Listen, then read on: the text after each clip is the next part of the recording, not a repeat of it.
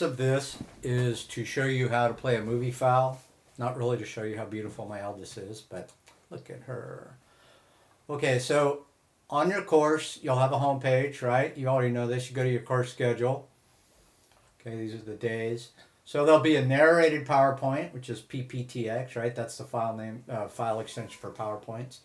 Same thing. The movie is just a movie of the narrated PowerPoint that you don't have to download to your computer because most of them are on YouTube like this, and you all know how to play a YouTube video. Push play.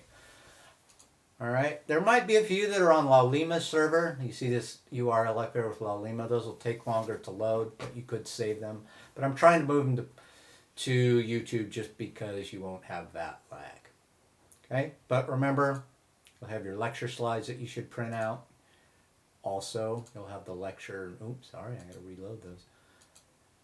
Lecture notes, right? That's sort of like the book that I used. It's my book. I wrote it to narrate the PowerPoints, but you should have that as well. Okay,